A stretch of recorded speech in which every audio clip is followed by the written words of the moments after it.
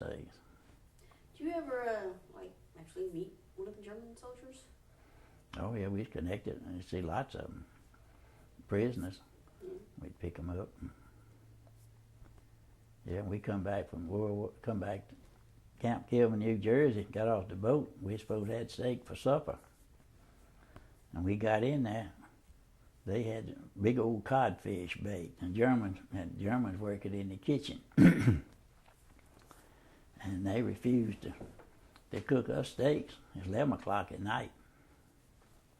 And we used those hot fish for hand grenades.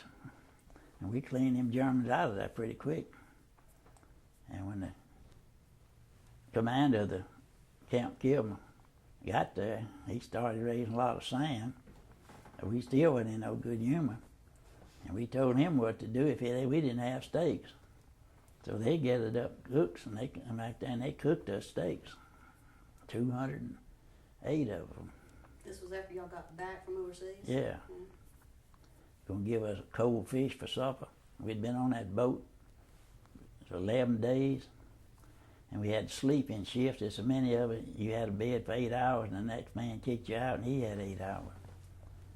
That went over 24 hours a day till we got home. And then we was gonna eat cold fish. And them German soldiers, well, they lipped off at us because we made fun of them fish. We wasn't gonna eat them. But we cleaned them out pretty quick. What do you mean you cleaned them out? Run around the kitchen. We took them hot fish and throwed at them. That they had cooked for hours. But they had it made. They didn't treat our soldiers like that. But that was just, I think you could just call that war. Tell me about the day you actually came home and to Betty. What was that like? Well, I left Camp Shelby October 8, 1942. October 8, 1945, I got back. I come out the same gate I went in about the same time of the day. And she was there, and an uncle of mine lived in Hattiesburg. He brought her out there. And it was a great day. I had brought 8 officers from Camp Kilman to Hattiesburg.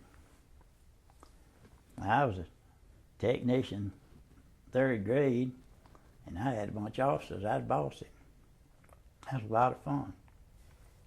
I'd tell them what to do. I enjoyed that. They'd been telling me so long. But when I got off the boat, I was assigned at duty to this group that was coming to Hattiesburg. And I didn't know who I had until I got to the railroad station. I mean, calling names off. Captain this and captain that, and major this, lieutenant this. And I looked around, there wasn't no enlisted man, period, but me. But I got him at Camp Shelby. And we all got discharged. So what was life like trying to get back into a regular way of living? Well, I had left the shop, and the people had to give you the same job back when the Army was over. And I wasn't back but a week. The man had been running it while I was gone. He walked off, and I had to go to work a week after I got back. And I just filled in right where I had left off, 1942. Did you have problems fitting back in? No, because I had been doing a lot of the same work in the Army that I come back and started doing. But certainly after 3 years of all that, I hate to use the word excitement and adventure. I mean, was it hard coming back to life a little quieter? No, it really didn't bother me. I was glad to get back, but I just dropped back in the routine like I'd done before. And there was one thing, I took the shop in on a commission basis. I was my own boss. I hired my own help. And as long as I made the company money, they had no control over it. And that I didn't draw, but most I ever drawed a month was $13 while I in the 3 years I was in the Army. Because I sent my mother that money. My daddy wasn't able to work. She didn't have no income. And I sent them, on the first 2 months I drawed $21, and then it went up to $50. And I sent them $32 a month. And then I had $7 for my insurance. And I didn't have 11 left, even when I was getting $50 a month. And then I got married, and that took $6 more out of it. So there wasn't much money left. Do you ever talk about your experiences in the war to your children, grandchildren, great-grandchildren? If they ask a question. Is there anything that you wouldn't tell them?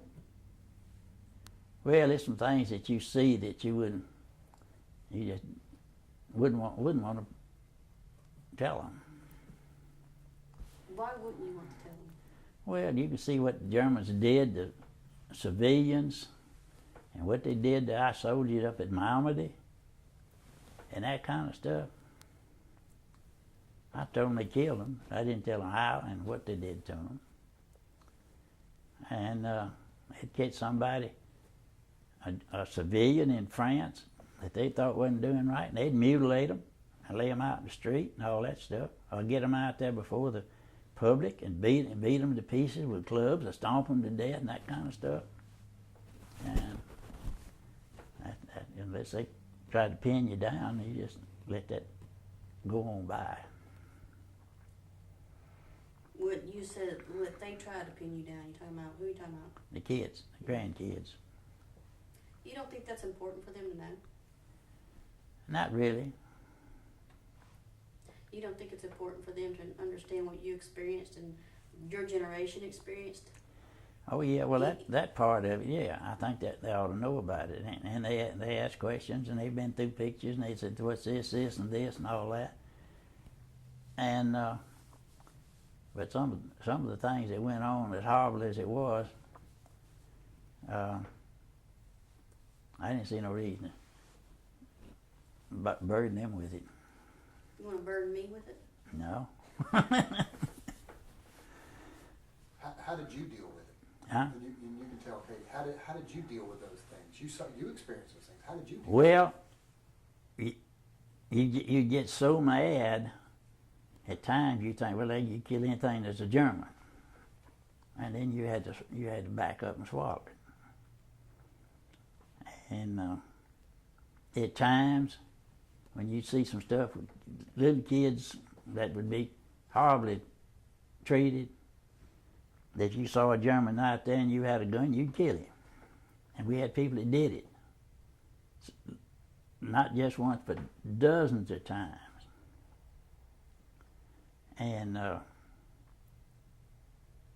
we had one fella that went into some kind of an outbuilding where there was a French woman and 2 kids. And they had gone in there and killed those kids. And they'd beat her down, and they thought she was dead and left her.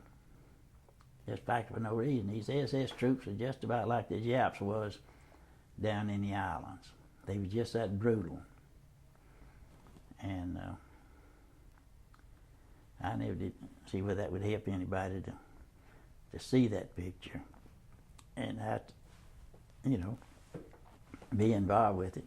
And it's just like seeing dead soldiers. You got to the point where you just had to say, well, he was unlucky. If you worried about it, you'd go crazy as a nut. And if one of your buddies got killed, well, that was tough luck. So far you better off than he is. You might be the next one.